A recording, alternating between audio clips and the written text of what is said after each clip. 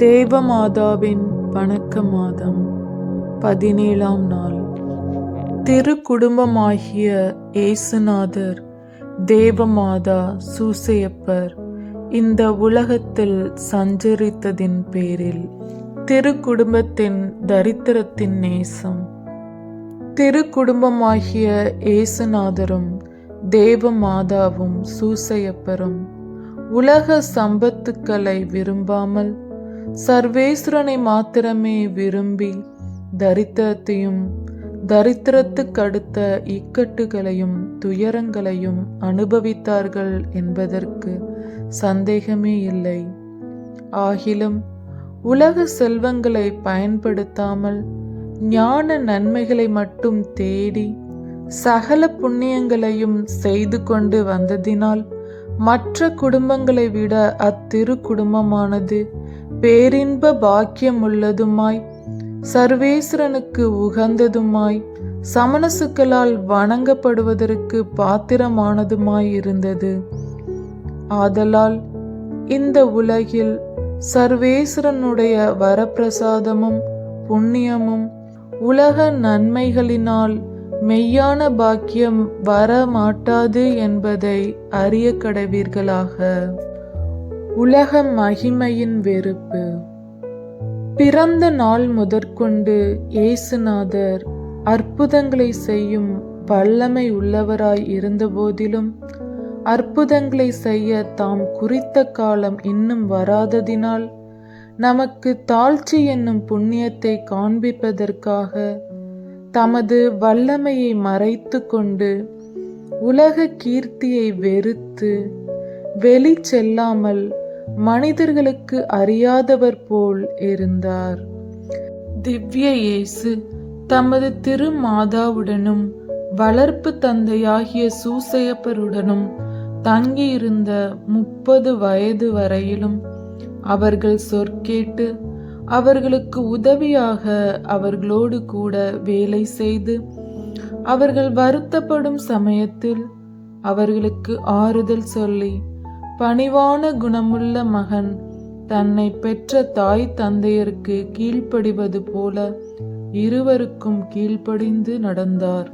கன்னி மரியாயும் சூசையப்பரும் மெய்யான சர்வேஸ்வரனும் மெய்யான மனிதனுமான இயேசுநாதர் தங்களுக்கு மிகுந்த தாழ்ச்சியோடு கீழ்ப்படிவதை கண்டு எவ்வளவு அதிசயப்பட்டார்கள் என்பதை வார்த்தைகளால் விவரிக்க முடியாது. சகல உலகுக்கெல்லாம் ஆண்டவராகிய இயேசுநாதர் தம்மால் உண்டாக்கப்பட்ட 2 சிருஷ்டிகளின் சொற்கேட்டு அதிசயத்திற்குரிய தாழ்ச்சியோடு கீழ்ப்படிந்தார் என்று நினைத்து நீங்களும் அவருக்கு பதிலாக சர்வேஸ்வரனால் வைக்கப்பட்ட பெற்றோர்களுக்கு கீழ்ப்படிய கடவீர்களாக. இயேசுநாதர், கன்னி மரியம்மாள், சூசையப்பர் இம்மூவரும் இருந்த வீட்டில் சமாதானமும் பக்தியும் சிநேகமும் எந்த அளவில் இருந்தது என்பதை வார்த்தைகளால் விவரிக்க முடியவில்லை. இந்த திருக்குடும்பத்தில் சண்டை, கோபம், மனஸ்தாபம் முதலான துர்குணங்களாவது, மரியாதை குறைச்சல், சிநேக பக்தி அன்பு குறைச்சலாவது காணப்படவில்லை. மூவரும் எப்பொழுதும் மலர்ந்த முகத்தோடும் அன்போடும் சந்தோஷத்தோடும் பேசி பழகி அடுத்த வீட்டுக்காரர் இத்திருக்குடும்பத்தின் மீது பரலோகத்துக்கு சரியான பாக்கியம் விளங்குகிறது என்பதை அறிந்து தங்கள் மனவேதனையில் இருக்கும் பொழுது இத்திருக்குடும்பத்திடம் வந்து இயேசுநாதர் சூசையப்பர் கன்னி மரியாயை கண்டு அவர்களிடம் மகிழ்ச்சியையும் மன ஆறுதலையும் அடைந்தார்கள். நீங்கள் கிறிஸ்தவர்களானதால் இத்திருக்குடும்பத்தில் நடந்தது போலவே சண்டை, கோபம், வர்மம் முதலான துர்குணங்களை அடக்கி தகாத வார்த்தைகளை விலக்கி உங்கள் பொறுமையினால் சமாதானம், பிறர் சிநேகம், ஞான சந்தோஷம் இவைகளை முதலான புண்ணியங்களை விளைவிக்கும்படிக்கு பிரயாசைப்பட கடவீர்களாக. புதுமை. ஓர் கள்ளன் கொள்ளையிடுவதற்காக காட்டில் திரியும் பொழுது ஓர் பெண்ணை கண்டான். அவளை பிடித்து அவளிடத்தில் இருந்த பொருளை பிடுங்க போகும் பொழுது அந்த பெண் அவனை நோக்கி, நீ எனக்கு ஒரு தீமையும் செய்யாதபடிக்கு தேவமாதாவை பார்த்து மன்றாடுகிறேன் என்றாள். அதற்கு அவன், நீ தேவமாதாவின் பேர் சொல்லி என்னை மன்றாடினதினால் நான் உனக்கு ஒரு தீமையும் செய்ய மாட்டேன் என்று சொன்னதும் தவிர அவளோடு துணையாக போய் வழிகாட்டி கொடுத்து காட்டுக்கு அப்பால் சரியான இடத்தில் கூட்டிக் கொண்டு போய்விட்டான். அந்த ராத்திரியில் அவன் நித்திரை செய்யும் பொழுது தேவமாதா அவனுக்கு தோன்றி, நீ நம்மை குறித்து அந்த பெண்ணுக்கு செய்த உபகாரத்துக்கு நான் தகுந்த சமயத்தில் உனக்கு உபகாரம் செய்வோம் என்றார்கள். ஆனால் அந்த கள்ளன் தேவமாதா தனக்கு இப்படி சொல்லி இருந்ததாலும் தான் செய்கிற களவு தொழிலை விடாமல் பன்முறை கொள்ளையிட்ட பிறகு சேவகர் கையில் அகப்பட்டான். தீர்ப்பிடப்பட்டு அவனை தூக்கிலிடுவதற்கு முந்தின இரவில் தேவமாதா அவனுக்கு நித்திரையில் திரும்ப காண்பித்து, நீ நம்மை அறிந்திருக்கிறாயோ என்று கேட்டதற்கு அவன், ஆமாம், நான் முன்னே உம்மை கண்டோம் என்று நினைக்கிறேன் என்றான். அப்பொழுது தேவமாதா அவனுக்கு சொன்னதாவது, நாம் இனிமேல் உமக்கு உபகாரம் செய்வோம் என்று சொன்னோமே, அதை இப்போது அறிவாய்.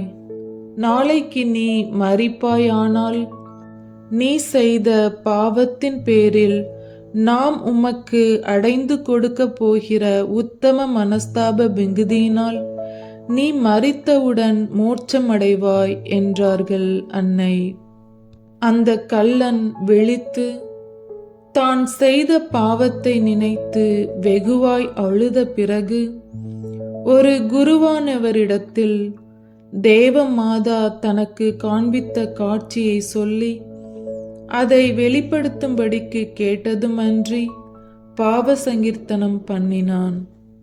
அவன் தூக்கில் போடப்பட்டவுடன் மிகுந்த மகிழ்ச்சியோடும் மலர்ந்த முகத்தோடும் மரித்தான்.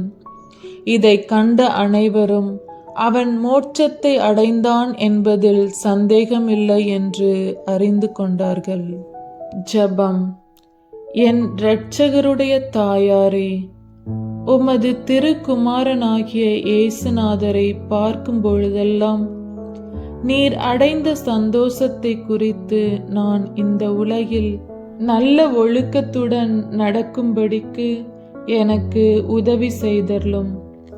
பகை, கோபம் முதலான துர்க்குணங்களை என் ஆத்துமத்தில் நுழைய விடாமலும் எவ்விடத்திலும் எக்காலத்திலும் எவருக்காயிலும் மனஸ்தாபம் வருவிக்காமலும் எல்லாரோடும் சமாதானமாயிருந்து நான் கஸ்திப்படும் வேளையில் அதை பொறுமையோடு அனுபவித்து சமாதானம் உள்ளவர்களுக்கு சர்வேஸ்வரனால் கொடுக்கப்படுகிற சம்பாவனை எனக்கும் கிடைக்கும்படிக்கு உம்மை மன்றாடுகிறேன்.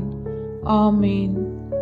இத்தினத்தில் அடிக்கடி சொல்ல வேண்டிய சுகிர்த ஜெபமானது: உம்மிடத்தில் பிறந்து எங்களை மீட்க வந்த இயேசுநாதர் உமது வழியாக எங்களுடைய வேண்டுதலை ஏற்றுக்கொள்ள அருள் புரிவீராக. ஆமேன். 17ஆம் நாளில் செய்ய வேண்டிய நற்கிரிகையாவது: தங்களுடைய உறவின் முறையாரில் யாரேனும் கிறிஸ்துவை அறிந்து மனம் திரும்ப வேண்டிய வழியை ஆராய்கிறது.